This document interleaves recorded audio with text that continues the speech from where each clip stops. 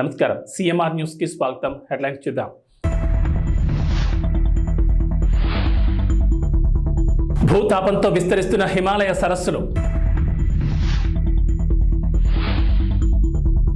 Komatireddy brothers పై రేవంత్ రెడ్డి ప్రశంసలు. రానున్న 5 రోజులు మరింత వేడి. చంద్రబాబుకు పరిపూర్ణానంద షాక్. చిరంజీవిపై మాటల దాడితో వైసీపీ తప్పిదం చేసిందా? విస్తృతమైన హిమనీ నదాలు మంచు కవచం వల్ల హిమాలయ పర్వతాలను మూడో ధ్రువం అని పిలుస్తారు. భౌతిక లక్షణాలు, సామాజిక ప్రభావాల పరంగా ప్రపంచ వాతావరణంలో మార్పులు అత్యంత సున్నితంగా ఉంటాయి. 18వ శతాబ్దంలో పారిశ్రామిక విప్లవం ప్రారంభమైనప్పటి నుంచి హిమనీ నదాలు తిరోగమనం, సన్నబడ్డం వంటి అపూర్వమైన మార్పులను ఎదుర్కొంటున్నాయని ప్రపంచవ్యాప్తంగా నిర్వహించిన పలు పరిశోధనలు వెల్లడించాయి.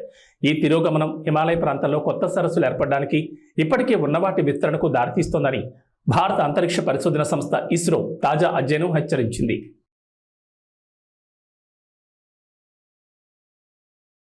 ఉత్తర భారతదేశంలో ప్రచండ భానుడి భగభగలకు జనం అల్లాడిపోతున్నారు. వేడి గాలులు ప్రజలను ఇబ్బందులు గురిచేస్తున్నాయి. దీని నుంచి ఇప్పట్లో ఉపశమనం లభించే అవకాశం లేదని భారత వాతావరణ శాఖ పేర్కొంది. రాబోయే 5 రోజుల పాటు తూర్పు భారతదేశంలోని చాలా ప్రాంతాల్లో వేడి గాలులు కొనసాగుతాయన్నారు. పశ్చిమ బెంగాల్, ఒడిశా, జార్ఖండ్, బీహార్లోని కొన్ని ప్రాంతాల్లో వేడి తరంగాల పరిస్థితులు నెలకొని ఉన్నాయి. అలాగే అధిక తేమ కారణంగా కోస్తా ఆంధ్రప్రదేశ్, తమిళనాడు, పుదుచ్చేరి, కర్ణాటక, గోవా, కేరళ, పశ్చిమ బెంగాల్, బీహార్లోని ప్రజలు అలర్ట్గా ఉండాలని వాతావరణ శాఖ సూచించింది.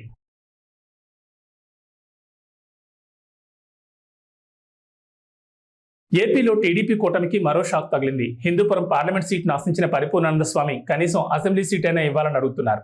రెండింటిలో ఏదో ఒకటి ఇవ్వాలని ఆయన గట్టిగానే డిమాండ్ చేస్తున్నారు.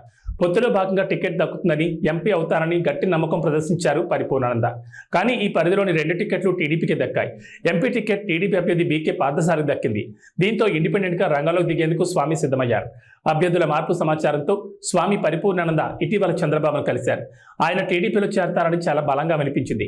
అయితే ఎంపీ టికెట్ తనకు ఇవ్వాలని, లేకపోతే ఇండిపెండెంట్గా పోటీ చేస్తారని బాబుకు స్వామి చెప్పారట. ఈ పరిణామంతో టీడీపీలో కలవరం మొదలైంది.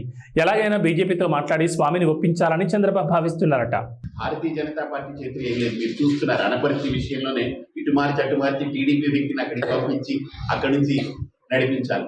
కాబట్టి ఈరోజు జరిగే వాతావరణం అంతా కూడా ఒక పురంధేశ్వరి గారు, చంద్రబాబు నాయుడు గారు, వీళ్ళ మధ్యలోనే అన్ని జరుగుతూ ఉన్నాయి. మోడీ గారికి, అమిత్ షా గారికి, వాళ్ళకి దేశవ్యాప్తంగా ఉన్న వాళ్ళ సమస్యలు వాళ్ళు తిరుగుతున్నారు, కొట్టుమిట్టాడుతున్నారు.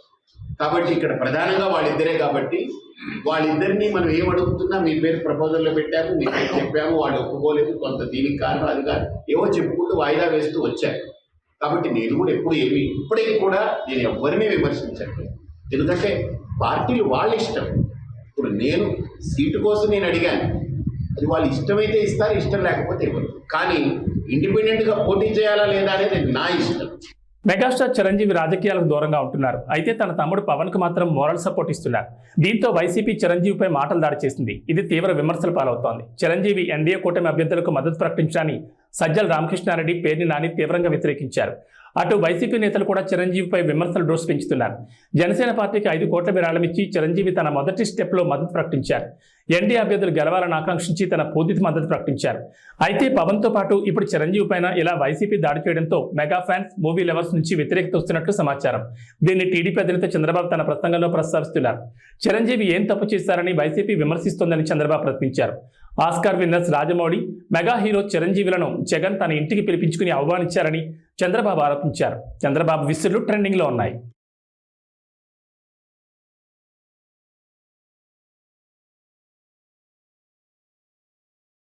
కడప జిల్లా ఒంటిమిట్టలో సీతారామ కళ్యాణం నిర్వహించున్నారు. సాధారణంగా అన్ని ఆలయాల్లో శ్రీరామనవమి రోజున కళ్యాణం జరుపుతారు. ఇక్కడ మాత్రం నవమి తర్వాత చతుర్దశి రోజున పండు వెన్నెల్లో స్వామివార్ల పెళ్లి వేడుక నిర్వహిస్తారు. ఇప్పటికే అధికారులు అన్ని ఏర్పాట్లు పూర్తి చేశారు. ఎలక్షన్ కోడ్ నేపథ్యంలో ఈ ఉత్సవానికి సీఎం జగన్ బదులు దేవాదాయ శాఖ ప్రత్యేక ప్రధాన కార్యదర్శి పట్టు వస్త్రాలు సమర్పిస్తారు. ఈ సాయంత్రం 6:30 నుంచి రాత్రి 8:30 వరకు ఈ కార్యక్రమం కొనసాగుతుంది. కడప, అన్నమయ్య, రాయచోటి, తిరుపతి, చిత్తూరు, నంద్యాల, కర్నూలు జిల్లాల నుంచి లక్షలాది మంది భక్తులు ఈ బ్రహ్మోత్సవాలకు హాజరవుతారని అధికారులు అంచనా వేస్తున్నారు.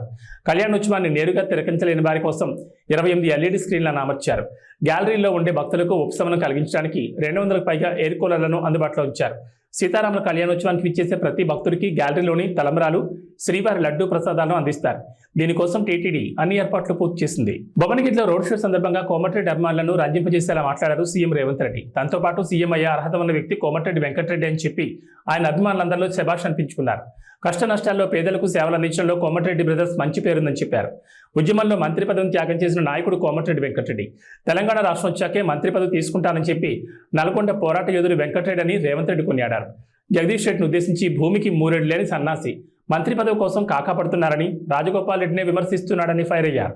ఆనాడు సోదరిమణి బెల్లి లలిత గుర్తొస్తుంది. భువనగిరి గడ్డ అంటే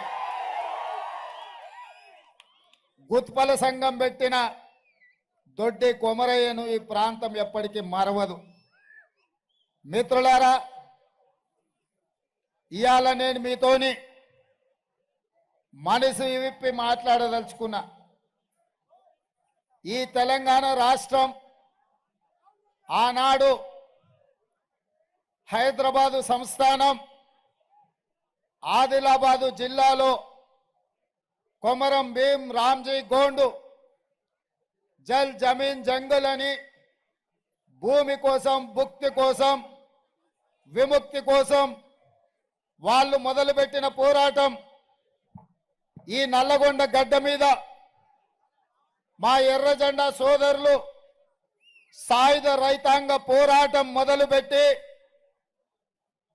నిజాంల నుంచి రజాకర్లను జై జై కాంగ్రెస్, హస్తం గుర్తుకే, హస్తం గుర్తుకే. ధన్యవాదాలు సోదరులారా. దూరం నుంచి వచ్చారు. ఈ ఉత్సాహంలో ఎక్కువ స్పీడ్గా ఓకర్రి, జాగ్రత్తగా ఓన్రి. ఎన్నికల వరకు గ్రామాలల్లో కంచేసి బూతుల కాడ కాపలా కాసి గెలిపించండి. మళ్ళా భువనగిరికి వచ్చి మిమ్మల్ని కలిసి మీతో సావధానంగా మాట్లాడతాను తెలియజేస్తూ మీ అందరి దగ్గర సెలవు తీసుకుంటున్నా. మిత్రులారా,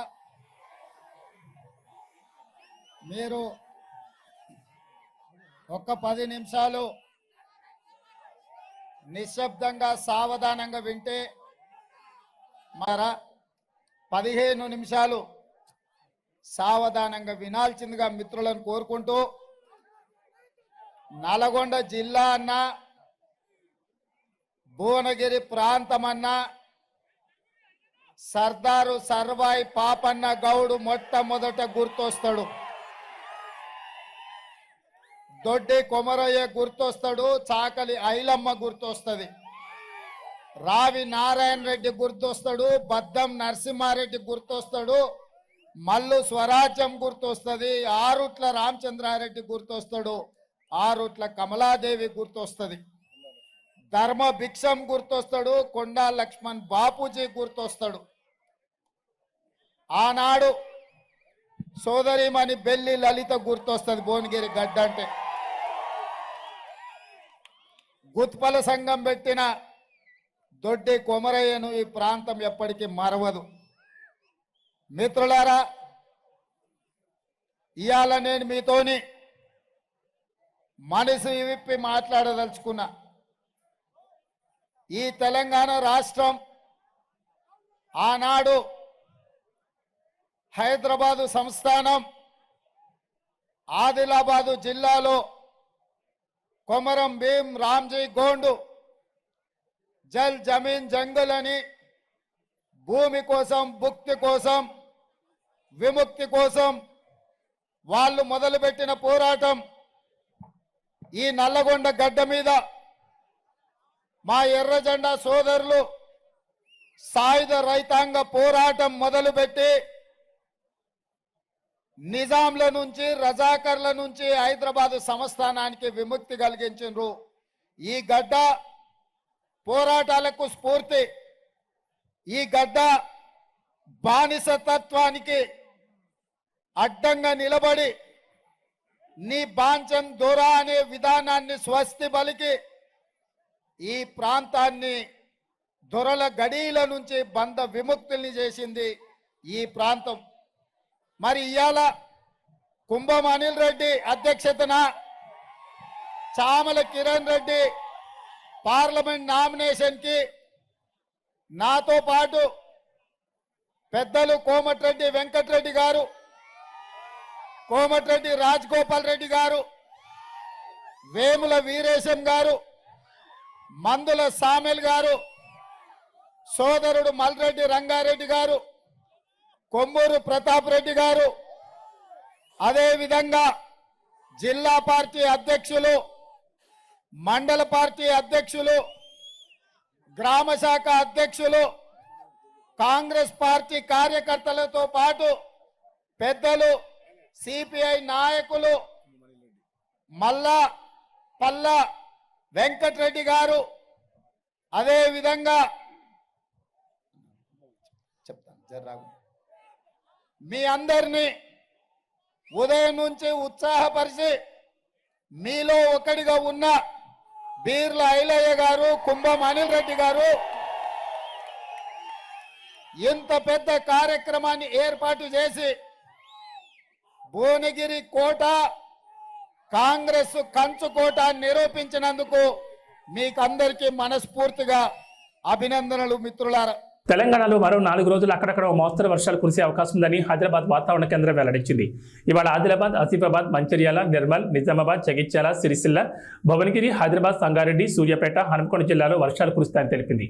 ఉరుములు, మెరుపులతో పాటు గంటకు 30 నుంచి 40 కిలోమీటర్ల వేగంతో ఈదురుగాలు వీస్తాయని పేర్కొంటూ ఎల్లో అలర్ట్ జారీ చేసింది.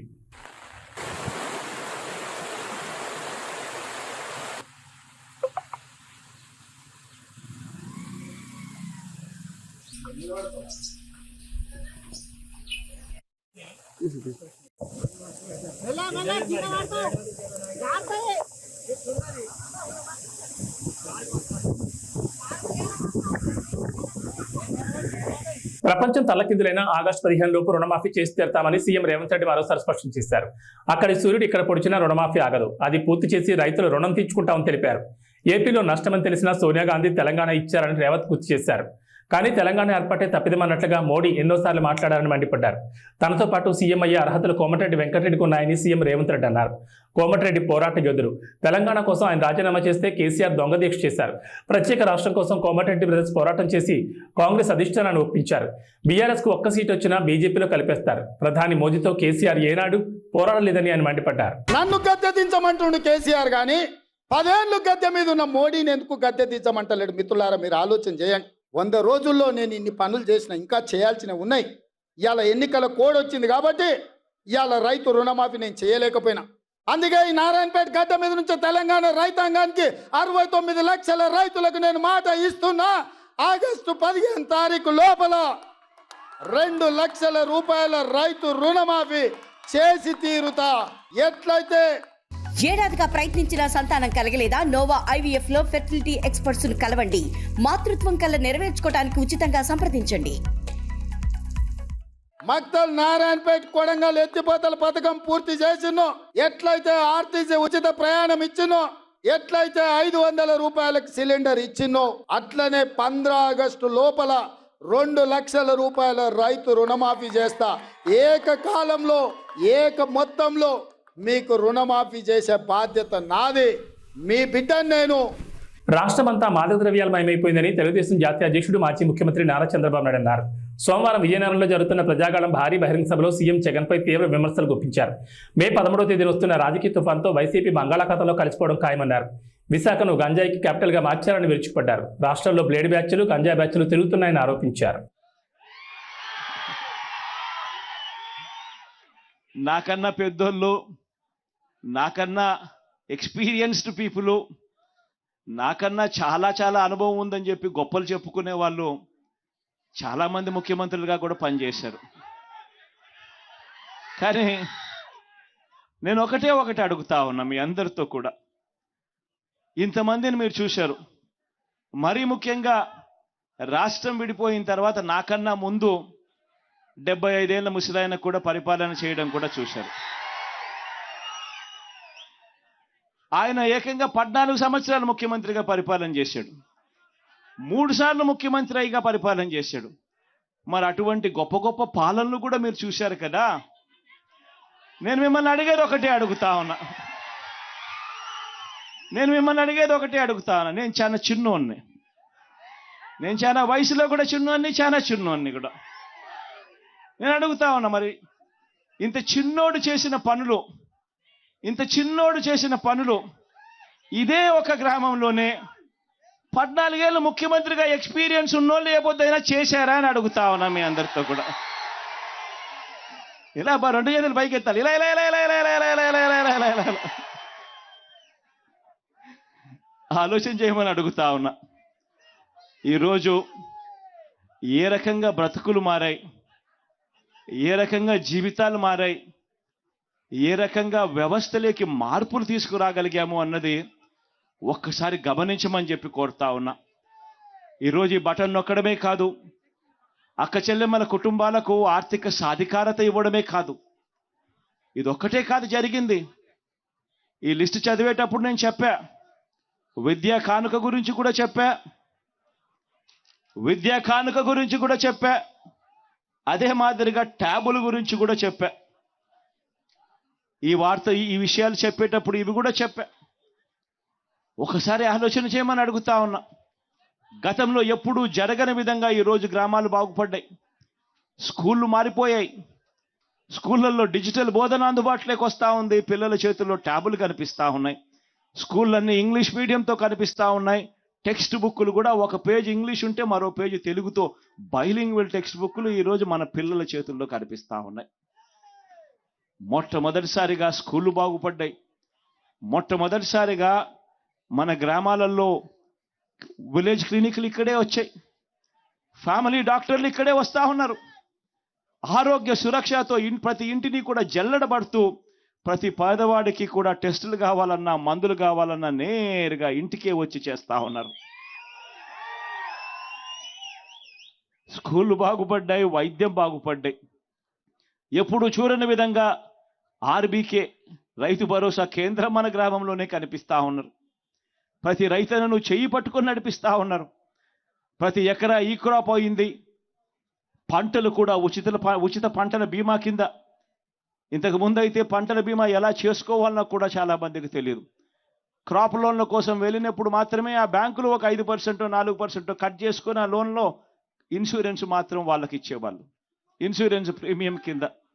ఒకవేళ క్రాప్ లోన్స్ పుట్టకపోతే, క్రాప్ లోన్స్ కోసం బ్యాంకులకు వెళ్ళకపోతే ఇన్సూరెన్స్ కూడా ఎలా చేసుకోవాలనో కూడా తెలియని పరిస్థితిలో వ్యవస్థ బతికేది.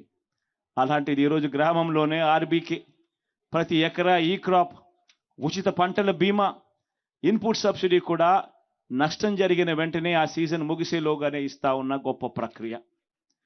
ఎప్పుడు చూడని విధంగా రైతన్నలకు పెట్టుబడి విషయంలో, పెట్టుబడి కోసం రైతన్నకు సహాయంగా ఏకంగా 13,500 రూపాయలు రైతన్నకు పెట్టుబడి సహాయంగా ఇచ్చే గొప్ప మార్పు జరిగింది కూడా కేవలం మీ బిడ్డ హయాంలోనే. వ్యవసాయం మారింది, స్కూళ్ళు మారాయి, గ్రామంలో కనిపిస్తూ ఉన్న హాస్పిటళ్ళు మారాయి, ఆరోగ్యశ్రీ విస్తరించింది. ఏకంగా 3,300 ప్రొసీజర్లకు తీసుకొని పోయినాం.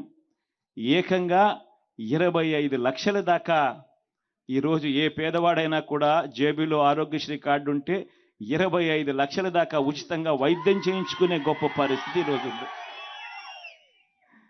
ఆలోచన చేయమని అడుగుతా ఉన్నా. మార్పులు అన్నది ఏ స్థాయిలో జరుగుతూ ఉన్నాయని చెప్పి ఒకసారి ఆలోచన చేయమని అడుగుతా ఉన్నా. ఈరోజు అక్క చెల్లెమ్మల్లో, ప్రతి అక్క చెల్లెమ్మల్లోనూ ముఖంలో ఈరోజు ఆత్మవిశ్వాసం కనిపిస్తూ ఉంది. ప్రతి అక్క చెల్లెమ్మ కూడా ఈరోజు తన కాళ్ళ మీద తాను నిలబడడానికి అక్క చెల్లెమ్మలు ఈరోజు ప్రణాళికలు వేసుకుంటా ఉన్నారు. ఈరోజు ప్రతి అక్క చెల్లెమ్మ కూడా నేను గేదెలు కొనుక్కోవచ్చు, నేను షాపులు పెట్టుకోవచ్చు, నేను కూడా ఆదాయం సంపాదించుకోవచ్చు అని ప్రతి అక్క చెల్లెమ్మ ముఖంలో కూడా ఈరోజు కాన్ఫిడెన్స్ కనిపిస్తూ ఉంది, ఆత్మవిశ్వాసం కనిపిస్తూ ఉంది. ఈ అక్క చెల్లెమ్మ కూడా ఎక్కడికైనా బయటికి పోవాలంటే భయపడాల్సిన పని లేదు. ఫోన్లో దిశ యాప్, గ్రామంలోనే మహిళా పోలీస్. ఈ అక్క చెల్లెమ్మ బయటికి పోయినా కూడా దిశ యాప్ డౌన్లోడ్ చేసుకొని SOS బటన్ నొక్కినా, లేదా ఆపదలో ఉన్నప్పుడు ఒక 5 సార్లు ఫోన్ గట్టిగా ఇలా ఇలా ఇలా ఇలా ఇలా షేక్ చేసిన చాలు 10 నిమిషాల్లోనే ఆ అక్క చెల్లెమ్మలకు వెంటనే ఫోన్ వస్తూ ఉంది. ఆపదలో ఉన్నారా అక్క చెల్లెమ్మ అని చెప్పి పోలీస్ సోదరుడు అడుగుతా ఉన్నాడు. 10 నిమిషాల్లోనే మీ ఇంటి దగ్గరికి వచ్చి ఆపదలో ఉన్న అక్క చెల్లెమ్మలకు ఒక అన్నగా, తోడుగా నిలబడతా ఉన్నాడు పోలీస్ వ్యవస్థ. ఎన్నికల నిబంధనలను వైసీపీ నేతలు తొంగలో తొక్కుతున్నారని టీడీపీ ఎమ్మెల్సీ అశోక్ బాబు ఆగ్రహం వ్యక్తం చేశారు. సోమవారం మీడియాతో మాట్లాడుతూ వైసీపీ నేతలకు తొత్తులుగా మారి కొంతమంది పోలీసులు సహకరిస్తున్నారని ఆరోపించారు. నామినేషన్ వేయడానికి కుప్పంలో కార్లతో ఆర్వో కార్యాలయంలోకి ఎమ్మెల్సీ భారత్ భార్య దూసుకెళ్లారన్నారు. ఇటీవల టీడీపీ అధినేత చంద్రబాబు నాయుడు నామినేషన్ సమయంలో ఆయన తరపున సతీమణి భువనేశ్వరి 100 మీటర్ల ముందే ఆగి కారు దిగి నామినేషన్ వేశారని గుర్తు చేశారు. అందరికీ నమస్కారం. ఆంధ్రప్రదేశ్లో ఎన్నికల నిబంధనలు, ఎన్నికల కోడ్ని అసలు ఏమాత్రం లక్ష్య పెట్టకుండా వైసీపీ నాయకత్వం చేసే అరాచకాలు ఇది ఏదని చెప్పడానికి వీలు లేకుండా పోతుంది. ప్రత్యేకించి నామినేషన్స్లో ఇక్కడ విచారించదగ్గ విషయం ఏంటంటే, వాళ్ళు ప్రజాస్వామ్యాన్ని గౌరవించే పరిస్థితులు లేరు. రౌడీజం నమ్ముకున్న మనుషులు, పోలీస్ అధికారులు కూడా వాళ్ళకి వంత పాడుతున్నారు. దీనికి వాళ్ళ ప్రత్యక్ష సాక్ష్యం ఏంటంటే, కుప్పంలో ఎమ్మెల్సీ భరత్ నామినేషన్ వేయాలి. ఆయన తరఫున ఆయన భార్య నామినేషన్ వేస్తుంది. ఎన్నికల నిబంధనల ప్రకారం ఏదైతే నామినేషన్స్ వేస్తున్నామో ఆ రెవెన్యూ ఆఫీస్ కానీ లేదా ఆ కార్యాలయానికి 100 మీటర్ల వరకు ఏదైనా సరే అనుమతిస్తారు. 100 మీటర్ల నుంచి కేవలం 5 మాత్రమే లోపలికి వెళ్ళాలి. ఇది స్పష్టంగా రాష్ట్రంలో అన్ని చోట్ల నువ్వు 10,000తో ఊరేగింపు పెట్టుకున్నా, 5,000తో పెట్టుకున్నా, నువ్వు ఒక్కడి వెళ్ళినా 100 మీటర్ల నుంచి 5 వరకు మాత్రమే ఆ రిటర్నింగ్ ఆఫీసర్ కార్యాలయంలోకి వెళ్ళి నామినేషన్ వేసే అవకాశం ఉంటుంది తప్ప ఇష్టం వచ్చిన లోపలికి వెళ్తా కదా అవకాశం లేదు. ఇవాళ కుప్పంలో భరత్ వైఫ్ డైరెక్ట్గా 2 కార్లతో ఆరో కార్యాలయం లోపలికి, ఇంకా అంటే లోపలికి దిగి మెట్లెక్కి లోపలికి వెళ్ళటం అంతే. 100 మీటర్లు అనేవి అక్కడ అప్లై చేయలే. అది మేము సాక్ష్యాలు సహా ఇవాళ మీకు ముందు పెడుతున్నాం. బాబా వీడియో ప్లే చేయి.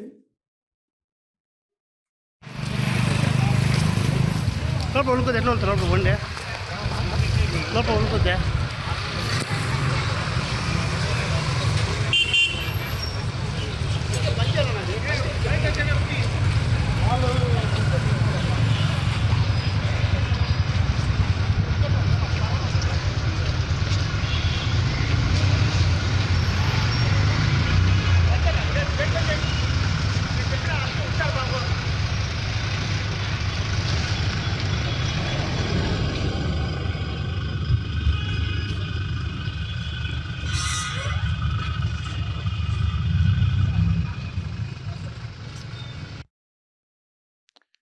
ఇది పరిస్థితి. అంటే రిటర్నింగ్ ఆఫీసర్ కార్యాలయంలోకి స్టెప్స్ దాకా వెళ్ళి అక్కడ దిగి లోపలికి వెళ్ళే పరిస్థితి. పోనీ ఆవిడ క్యాండిడేటా? కాదు, క్యాండిడేట్ తరఫున క్యాండిడేట్ భార్య. అంటే ఏమిటి నిర్లక్ష్యం. ఇంకా దౌర్భాగ్యం ఏంటంటే, అక్కడ పోలీస్ వ్యవస్థ వాళ్ళు స్వాగతం చెప్తున్నారు. వాళ్ళకి చక్కగా గేట్లు తీశారు. కారు లోపలికి వెళ్ళి వాళ్ళు దిగిన తర్వాత గేట్లు తీసి వాళ్ళు రివర్స్ చేసుకున్న తర్వాత గేట్లు వేస్తున్నారు. ఇక్కడ ఇంకో వ్యక్తిని నేను చెప్పాలి. శ్రీనివాసమూర్తి అని AP civil supplies corporation director, అతను ఆయన కూడా లోపలికి వెళ్ళాడు స్కూటర్ మీద. ఆయన దేనికి వెళ్ళాడంటే ఎవరు సమాధానం చెప్పట్లా. ఆయన వెళ్ళాడు, బయటకు వచ్చాడు. ఈ వెహికల్ కూడా ముందున్న ఫార్చ్యూనర్ కారులో చక్కగా ఎమ్మెల్సీ చిత్తూరు డిస్ట్రిక్ట్ అని చెప్పి నేమ్ ప్లేట్ కూడా ఉంది. ఏం కావాలి ఎందుకంటే ఎవిడెన్సు? ఎలక్షన్లు అనేవి నిష్పక్షపాతంగా జరిగితేనే ప్రజాస్వామ్యం బతుకుద్ది. మీరు ఇటువంటి చెంచాగిరి చేసే మట్టికి ఖచ్చితంగా మీ ఉద్యోగాలకు భద్రత ఎలా ఉంటుందనేది జూన్ 4 తర్వాత మీరే చూస్తారు. కాబట్టి ఇప్పటికైనా సరే అధికారులు, పర్టికులర్గా పోలీసు అధికారులు కానీ మిగతా అధికారులు కానీ, మీరు చట్టాన్ని ఉన్నట్టుగా అమలు చేయగలిగితేనే మీకు రక్షణ ఉంటుంది. మీరు చట్టాన్ని ఎవడికో అమ్మేసుకుంటే తెలుగుదేశం పార్టీ చూస్తూ ఊరుకోదు. మీరు ఏం చేసినా జూన్ 4 తర్వాత ప్రభుత్వం, తెలుగుదేశం పార్టీ అధికారంలోకి వస్తుంది. కాబట్టి ఇటువంటి చెంచాలని ఖచ్చితంగా ఉంచే ప్రయత్నం అయితే జూన్ 4 తర్వాత జరుగుద్దని తెలుగుదేశం పార్టీ తరఫున, ఇది బెదిరింపా, రిక్వెస్టా, లేదంటే హితవా ఏదనుకున్నా కూడా వాస్తవం అయితే మేము చెప్పదలుచుకున్నాం. కుప్పంలో జరిగిన ఈ సంఘటనని మేము central election, state election commission దృష్టికి తీసుకెళ్ళి అధికారుల మీద ఖచ్చితంగా చర్య చేసే విధంగా మేము ఈ అంశాన్ని తీసుకుంటామని తెలియజేస్తున్నాం.